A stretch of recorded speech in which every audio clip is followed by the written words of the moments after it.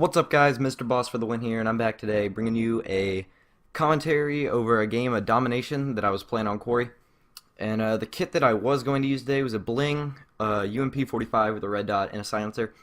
But I did happen to side against that because I accidentally put lightweight on instead of stopping power. And I personally think that lightweight is very stupid without marathon. So, because I mean, it barely makes you run any faster. It's basically a useless perk without marathon. But, anyways, the kit that I changed to, which you guys will probably see in a little bit, is a ACR with marathon, stopping power, and ninja. And I believe I have a red dot sight on the ACR. But my kill streaks are a 5, 7, 11. The 11 being the chopper gunner, the Harrier, and the Predator. And just touching on the chopper gunner versus the AC-130. I tend to like the chopper gunner more than I do the AC-130 just for a couple reasons. I like the fact that I can spam the trigger, just basically hold down the right trigger, and you have a really good ability to spawn trap them. While with the AC-130 you do have the reload time, and the reload time of the Predator missile, the 105 millimeter shot, is 5 seconds, and that can be a really long time when you're just waiting to shoot those red dots. And I know it can be a little frustrating, but one thing that the AC-130 does have over the chopper gunner was it doesn't take like 2 Stinger missiles to shoot down, it takes 3. And it can only be shot down by a Stinger missile or a Javelin, but no one really uses Javelin to shoot stuff down.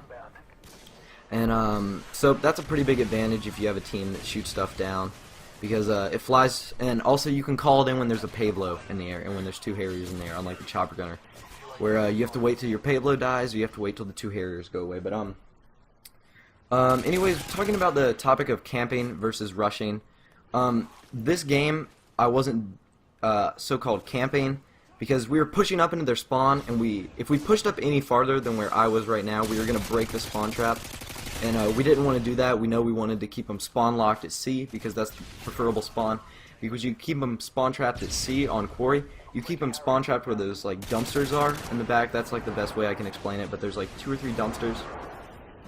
And when you keep them spawn trapped back there, they basically have no way of leaving if you would just have 2 or 3 people watching the entrances and exits of that building.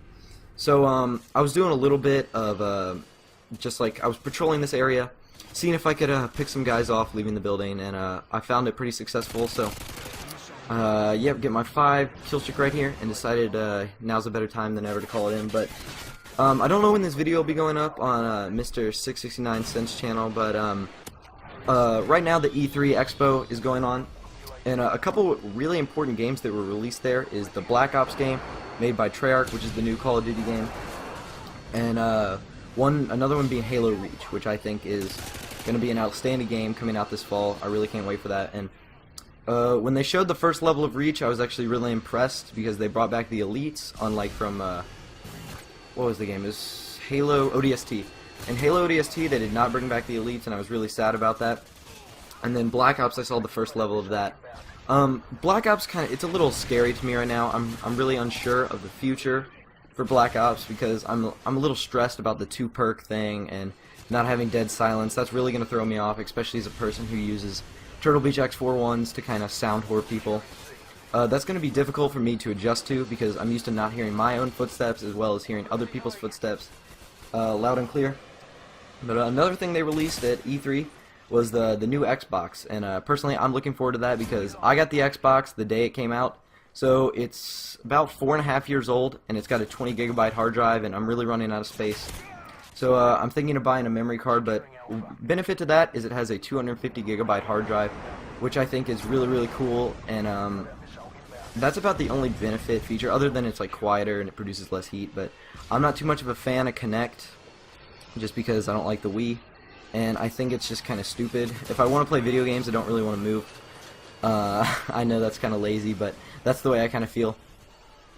So I run out of ammo here, decided to pick up a UMP, and then figure now's a better time to call my chopper gunner. This is the first chopper gunner I get. I actually get 2 in this game, and as you can see, they're just spawn locked here at C, which is why I have a fun time in this chopper gunner, because there's nothing they can do about it. I don't think any one of these guys even attempted to pull out stingers. I think they tried to hide in that building, which can only last them so long as the spawns will change. As my other teammates tend to go back there and try to mess up those spawns. But oh, another game that I was excited about is Assassin's Creed Brotherhood. I personally love the first two Assassin's Creed games, and I'm glad they're continuing the story of Ezio Auditore. I believe that's going to be a really good storyline, and now that they're adding features such as, like, you can fire a cannon, and there's new ways to climb buildings, he has new weapons, he has a crossbow. I think all those are just going to add to the great features of this game, and they're going to make it even better. Plus, it's going to give a refreshing change from Modern Warfare 2, because right now, I'm really unsure what I'm going to be playing, other than the fact of Modern Warfare 2. I do love Modern Warfare 2, even though it drives me crazy sometimes, but like all games, you're going to have to move on. And I just wanted to know, you write this guys in the comments below, but do you think that the 2009 E3 was better than the 2010? Most of you guys probably haven't gone, but you've probably heard stories. So basically, the 2009 E3 had Modern Warfare 2, which like everyone was just swarming around, and like that was like the event that had the most features. And then Assassin's Creed 2. Those were probably the two biggest games that went to E3. And I was wondering, do you guys think that Halo Reach and Black Ops, being the two biggest games at E3, were better than Modern Warfare 2 and Assassin's Creed 2, viewing it from an E3 point, like exposure and stuff you have to do with the game? As I juke that guy out right there. But my opinion on Black Ops, I'm kind of scared because I don't know what's gonna go on. I don't really like. I don't know. I don't like the two perks. I don't like the dead silence. But leave a comment also. Do you think Black Ops is gonna be better than Modern Warfare 2? And it's probably gonna be a yes, because there's a lot of broken things with Modern Warfare 2. We all know that. But this is even going to be a harder question. Do you think that Black Ops is going to be better than Call of Duty 4, which is considered to be one of the greatest games of all time? I don't think that can be topped, because Call of Duty 4 had very few issues. There was the M16 and the MP5K, but that was about the two only broken things, other than the random nade spamming, which they kind of cut back in Modern Warfare 2. But another thing that I would like to just touch on is playing domination for the objective. I know that's like a huge deal in Modern Warfare 2, especially with the giant kill streaks that this game possesses. But you probably saw that I only captured one flag, but which was the A flag in the beginning. But I was the only one that jumped on that, so I kind of felt like it was my job to get that done, even though there was probably no chance of me dying. But other than that, my whole team rushed B. And I think we lost A once in this entire game. And when you hold two flags in domination, you don't want to get the third, because if you get the third, you have no way of spawn locking them.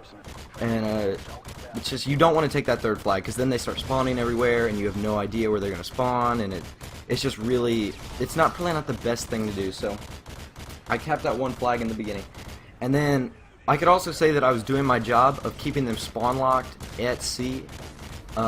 Basically the whole game, because we had air support up this whole game. We had about two AC-130s, we had my two chopper gunners that were keeping them basically locked in those buildings at sea, and they could pretty much do nothing about that. And I think that even if you're not capping flags, you can still do your job on the team by keeping them locked and still getting a fairly good score, which is what I managed to do right here. But anyways, guys, I hope you enjoyed this gameplay. I think my final score was like 55-4. Pretty good game using the ACR, and I wasn't using Scavenger, so I didn't have like all the ammo I needed in the world, and I couldn't replenish my claymores. So if you guys want to check out my channel, there's going to be probably a link in the description, or like an annotation on the screen, something like that. I don't know, but I want to thank 669 Cents for allowing me to post on his channel. I'm very appreciative, and I hope you guys have a great rest of the day. I'll talk to you later.